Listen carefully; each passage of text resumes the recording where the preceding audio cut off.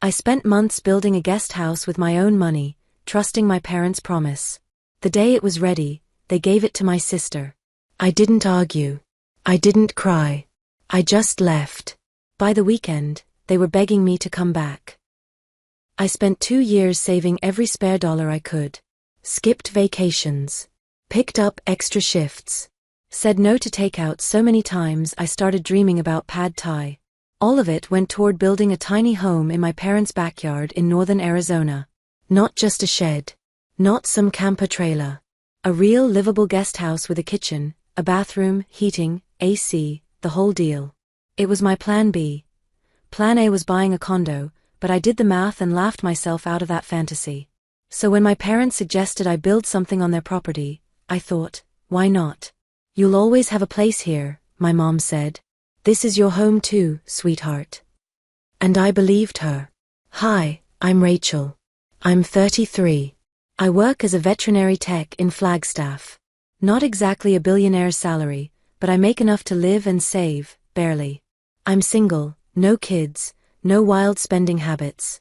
I just wanted a place of my own. A space where I could put up fairy lights, adopt another rescue cat, and not hear someone else's bathroom habits through paper-thin apartment walls. I poured everything into that guest house. Weekends. Evenings. I met with contractors on my lunch breaks. I picked out the tiles, the fixtures, even the cabinet handles. I painted the walls myself. A dusty blue in the bedroom, a warm cream in the kitchen. I had a Pinterest board, okay? I imagined myself making coffee there in the mornings, sitting on the tiny porch with a book. It wasn't just a structure, it was a new beginning. And then, it was finished. The paint had dried. The appliances were in. The electricity was hooked up. My things were packed. I had just said goodbye to my rental and was ready to move in the next morning. That's when my dad handed me a duffel bag and said 6 words that still feel like a punch to the throat. Your sister needs it more than you. No warning. No conversation. Just that. I thought he was joking. He wasn't. I looked at my mom. She gave me that tired, stretched thin smile she always uses when she knows she's done something awful but wants credit for being calm. You'll figure it out, Rach, she said. You're young. No husband. No babies. You'll land on your feet. But Amanda, she's starting her family. She needs stability. Amanda. Of course. The golden child. Married at 25. Pregnant at 28. Now expecting baby number 2 and somehow still living rent-free while posting Instagram stories about the grind. She was standing behind them, cradling her belly like a prop. Didn't even try to look sorry.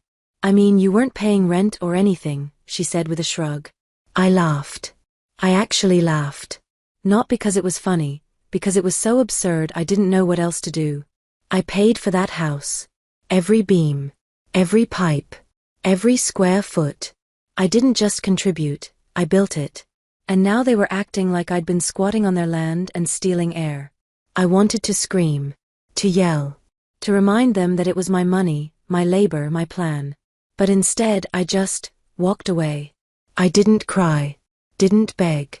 Didn't ask for a compromise. I picked up my keys, said nothing, and drove away. I think that threw them more than anything. They were expecting drama, I think. Hoping I'd fight for it. Give them a chance to justify themselves. But I didn't give them that. Instead, I went silent. I moved in with a friend temporarily.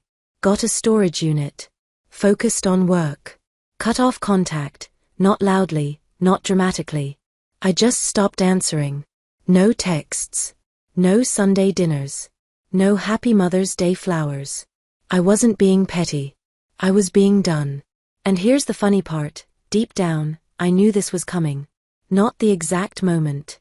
Not those words. But the shift? I'd felt it. See, near the end of construction, my dad took over the final stages to save money. He replaced my licensed contractors with some guy from church who used to be an electrician, and his old buddy Ray who knows plumbing stuff. You can imagine how thrilled I was. Rachel, you worry too much, Dad said. These guys are solid. Why waste money on fancy labor? I tried to argue. He ignored me. So I stepped back. Let him do it his way. After all, I thought I'd be the one living there. If something went wrong, I'd deal with it. But then it wasn't my problem anymore. 1 week later, the calls started. First my mom. Ignored. Then Amanda. Deleted without listening. Then Dad. 6 missed calls. The voicemail from Mom was, well, let's just say it made my day. Rachel, she said, her voice tight. We have a bit of a situation. The plumbing's leaking into the drywall. The electricity keeps cutting out. And there's some kind of smell, like mold, maybe worse. Amanda hasn't even been able to move in yet. We need to talk. I played it again. And then I laughed. Not because I sabotaged anything. I didn't. Not because I was happy they were struggling. I wasn't, not exactly. But because they had done this to themselves. They cut me out. Told me I didn't matter. And now the house I built, the one they stole, was literally falling apart. I didn't reply. Not out of spite. Not because I wanted revenge. But because, for the first time in a long time, it wasn't my problem. It wasn't just about the guest house. It never was. It was about everything that came before it. Every quiet moment I told myself to just be grateful, to not cause waves, to be the easy daughter. All the years I spent trying to earn a seat at a table that was already set for someone else. Deep down I knew. I always knew. My family never treated me the way they treated Amanda. But I convinced myself that if I worked hard enough, stayed helpful enough, made myself useful enough, they'd finally see me as just as important. Instead, I built a home. And the second it was finished, they handed it to her like I was nothing more than a contractor who overstayed her welcome. I turned off my phone and let the memories come. It started when we were kids. Amanda was the baby. That fact alone seemed to give her full immunity from consequences. If something went wrong, I was blamed. If we fought, it was my fault. If she lied, they believed her. Rachel, you're older, Mom used to say, like that erased everything. You have to set the example. Translation: Amanda gets to make mistakes. You get to clean them up. And I did. Every time. She lost her phone? I helped her find it. Lost her wallet? I drove across town to bring it to her. She once left her passport at a gas station on the way to a school trip, and guess who skipped work to recover it? Yeah, that was me. She crashed my car in college. Told my parents it was my fault. I wasn't even in the vehicle. They still believed her. And she never, not once, thanked me. Not when I covered for her skipping class. Not when I bailed her out of a rent situation she caused. Not when I gave her my laptop so she wouldn't fail a semester. Nothing. Just this blank, unbothered entitlement that made my skin crawl. But the day I really saw how far it went was the summer before college. I had a part-time job at a bookstore, saving for a used car. My parents had promised to match whatever I saved. I worked every shift I could, skipped spending, skipped outings, ate ramen like it was a food group. 2 weeks before I was set to buy the car, Amanda totaled hers. Not a fender bender. She ran a red light texting. The car was done. I came home the next day to find out my parents had used my savings to buy her a new one. She needs it more, sweetheart, Mom had said. You'll be at school soon, but Amanda still needs to get around. They didn't even ask. And when I dared say I was upset, my dad looked at me like I'd kicked a puppy. We're a family, Rachel. You'll understand when you're older. I do understand. Just not the way he thinks. That was the first time I started pulling away. I didn't cut them off, I still held on to hope. I wanted to believe that someday they'd choose me. So when they suggested building the guest house, it felt like a breakthrough. A win. Something that was mine. And I fell for it. My phone buzzed again, yanking me back. Another call. I finally picked up. It was my dad. Voice tight. Annoyed. Rachel, he said. What's going on with the guest house? What do you mean? You know what I mean. He lowered his voice like he thought someone might be listening. Amanda can't move in. The plumbing's leaking into the drywall. The power's out half the time. And there's this smell. I had to press my lips together to keep from laughing. Sounds like you should call a contractor. There was a pause. Look, he said, trying to sound calm. If something happened, if you forgot to finish something, you need to tell me now. I sat back. I didn't forget anything, Dad. You're the one who brought in your buddy Jim to wrap things up and save a few bucks. I told you not to. Another pause. He didn't expect me to push back. You know we don't have the money to fix this right now, he finally said. There it was. The real reason he was calling. They thought they could guilt me into coming back. Cleaning up their mess. I closed my eyes. I'm sorry, Dad. But that's not my problem. Silence. Then, Rachel, don't be like this. I didn't say anything. You can't just turn your back on your family. I gripped the phone tighter. No. You turned your back on me. I gave you everything. And I'm done. I hung up. The calls didn't stop. Mom. Dad. Amanda. Some were angry. Some pretended to be worried. A few had this fake sweet tone, like they were playing the victim. I ignored every single one. Then it changed. I started getting messages from other relatives. At first it was just cousins. Then an aunt. Then my Uncle Steve. Finally, my grandmother. Rachel, honey, your mom says you left without warning and the house is falling apart. What happened? Of course. They weren't just mad. They were embarrassed. They told everyone about Rachel's amazing little guest house, and how Amanda was going to move in and get a fresh start. And now? It was a disaster. And they needed someone to blame. I felt the anger rise. But I didn't answer. They wanted me to blow up. To storm in and fix everything while they cried to relatives about how I'd abandoned them. But I didn't. Because for once, I wasn't the one losing. And they knew it. I knew exactly what was happening. My parents weren't just calling me anymore. They were calling everyone else. Getting their version of the story out before I could say a word. It was textbook damage control. Rachel abandoned us after everything we did for her. She stormed out over nothing. She left the guest house unfinished and now look at the mess. We supported her for years, and this is how she repays us. Didn't matter that I paid for everything. Didn't matter that I spent weekends, nights, and every spare dollar making that place livable. In their version of events, I was ungrateful, irresponsible, selfish.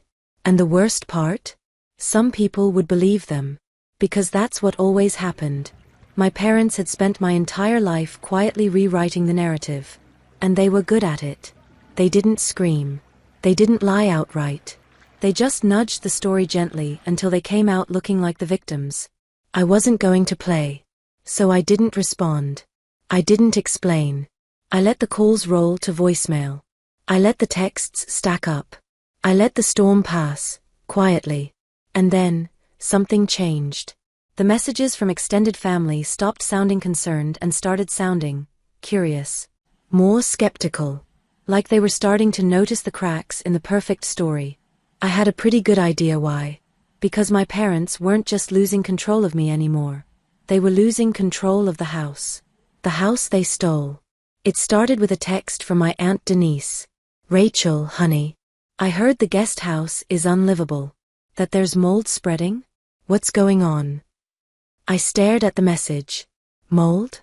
That wasn't something they had mentioned in their voicemails. Plumbing, sure. Electrical, yes. But mold? If mold was spreading, that meant this wasn't a minor issue anymore. It was serious. Potentially toxic. The second message came from my cousin Josh. Hey, random question. Do your parents really not have the money to fix the guest house? I heard Amanda's fiancé is furious. Thought they were supposed to move in by now. My stomach dropped. So that's what this was really about. They'd promised Amanda and her fiancé the house. And now it was falling apart faster than they could explain it away. And the best part? For the first time, Amanda wasn't on their side either. I knew she'd call eventually. And when she did, she didn't even try to play nice. Rachel, what the hell is wrong with that house? She snapped as soon as I answered. I almost laughed. Why are you asking me? I said, calm as ever. Because, she huffed, Dad said you worked with the contractors. That you handled everything. That you made sure it was done right. I did, I cut in. Right up until Dad decided to save a few bucks and brought in his friend to finish it off. Maybe you should ask him. Silence. Then she added, more hesitantly this time. They said it's your fault the permits aren't going through. I blinked. What permits? Amanda groaned. The city permits. For the plumbing, the electrical. They said you didn't file the final paperwork. And now the city won't approve occupancy. I actually laughed. I couldn't help it. Because that's when it hit me. They had played themselves. They had assumed I'd be the one living there. That I'd be the one dealing with inspectors, finishing the permit process, signing off on compliance. But the second they kicked me out, they also kicked out the only person who knew how to get the job done legally. And now? They couldn't move in. Not without my help. That's not my problem, Amanda, I said, voice calm. She let out a sharp, humorless laugh. You think you're so smug, don't you? No, I said honestly. I just think you and Dad should have thought this through before stealing my house. Oh my God, Rachel, stop being so dramatic, she snapped. You weren't even paying rent. That was it. Amanda, I said very slowly, I paid for the entire house. Every board, every fixture, every bill. I didn't owe rent, because I owned it. Silence. Long. Uncomfortable. I could almost hear her thinking. The realization sinking in. The mental gymnastics struggling to keep up. She knew I was right. She also knew that if she had been the one to build something, pour her own money and time into it, only to have it ripped away by her parents and handed to me, she'd have burned the whole place down. But she couldn't admit that. So she defaulted to what she always did. She lashed out. Well, Mom and Dad are telling everyone you abandoned them, she said, voice sharp now. That you walked away and left a disaster behind. People are talking. I didn't flinch. Let them talk. She scoffed. You're so selfish. Goodbye, Amanda. And I hung up. I stared at my phone for a minute, waiting for the familiar guilt to creep in. It didn't come. Instead, peace. Because I knew what was coming next. The more they tried to spin the story, the more people would start asking questions. And they wouldn't like the answers. Because for years, I had been the responsible one. The fixer. The quiet helper in the background making things run. And now they were trying to make me the villain? People were going to notice the shift. And they were going to ask why. I didn't need to yell. Didn't need to send angry texts. Didn't need to defend myself. Because the truth? It has a way of slipping out through the cracks, especially when mold is involved. I didn't hear from Amanda after that call. Not for a few days, at least. But I knew that didn't mean things had calmed down. In our family, silence never meant peace. Silence meant they were scrambling. And someone, probably Amanda, was trying to find a way to fix the mess without admitting they'd made one. Good luck with that. They messed up. And I wasn't going to give them the satisfaction of being the first to call. So I waited. And just like I expected, the calls started rolling in again, only this time, it wasn't just my parents. First, it was a random uncle I hadn't spoken to in years. Then an older cousin from Oregon I barely remembered. And then, my grandmother. That's when I knew things had really escalated. Because my grandmother was the last person my parents wanted involved. She's sharp. No nonsense. Immune to guilt trips. If she was calling me, it meant she'd already heard their version of the story, and had questions. I picked up. Rachel, sweetheart, she said. Her voice was warm but firm. I just had a very interesting conversation with your mother. I smiled to myself. Let me guess, I said. She told you I abandoned the family and left a trail of destruction behind me? Something like that, she replied, dry as sandpaper. I could already hear the skepticism in her tone. But I've known you a long time, and that story didn't sound quite right. I exhaled slowly. What exactly did she say? That you stormed off over a misunderstanding. Left the guest house half finished. And now poor Amanda and her fiancé have nowhere to live. Her voice tightened slightly. Oh, and of course, she and your father are simply heartbroken that you've turned your back on the family. I let out a short laugh. Did she happen to mention that I paid for the entire house? Pause. Then, no. I don't believe she did. Of course not. So what really happened? Grandma asked. And for the first time, I told someone the full story. How my parents had encouraged me to build the guest house. How they'd called it an investment in my future. How I had poured my savings, my time, my weekends into making it real. How I had picked out every detail, from the flooring to the hardware, because it was supposed to be mine. And how, the moment it was finished, they handed it over to Amanda. Like it was always the plan. My grandmother didn't interrupt me once. When I finished, she was silent for a long measured breath. Then she said, "That's low." "Yeah," I muttered. "And let me guess," she continued, her voice dry again, "they thought you'd come crawling back the minute things started falling apart?" Bingo. Another pause. Then she said something I didn't expect. "You should come to Sunday dinner." I blinked. "What?" "Everyone's going to be there," she said, a little amusement creeping into her voice. "I think it's time you let them all hear your side of the story." I hesitated. It wasn't fear. I wasn't afraid of my parents anymore. But airing the truth in front of the whole family? That was a different kind of vulnerability. "Grandma, I don't know if I want to stir the pot." "I'm not saying start a fight," she cut in. "I'm saying let them dig their own hole." I considered it. Then I smiled. "Okay," I said. "I'll be there." I showed up 10 minutes late on purpose. The moment I walked in, the shift in the room was almost physical. People looked at me. Curious. Tense. Some glanced away. Others gave me small, knowing nods, like they already knew the truth. Amanda sat tight-lipped beside my parents. Arms crossed. Eyes down. Mom forced a smile. "Oh, Rachel. You actually came." "Yeah," I said, taking a seat. I didn't add surprised, but the implication was loud. Dinner started awkwardly. Small talk. Too much silverware clinking. Tension so thick you could have buttered bread with it. And then, just as we were finishing up, my grandmother set down her glass, folded her hands, and said, "So Amanda, how's the new house coming along?" Silence. Amanda's jaw clenched. My dad jumped in. Still dealing with a few small issues. "Oh." Grandma raised an eyebrow. "What kind of issues?" Amanda shot him a warning look, but he cleared his throat. "Nothing major. Just some plumbing and electrical stuff. Minor setbacks." Minor setbacks? I almost choked on my drink. Grandma turned to me. "Rachel dear, didn't you handle the construction on that house?" Every head turned. I took a slow sip before answering. "I did. Right up until Dad decided to bring in a cheaper option behind my back. I told him it was a bad idea, but hey, what do I know?" The silence that followed was so dense it could have shattered glass. Amanda's face went crimson. Mom's smile twitched like a glitching robot. Dad looked ready to self-combust. But they couldn't argue. Not without outing themselves. And the room? It turned. My aunt leaned over to whisper to her daughter. My uncle muttered, "Unbelievable."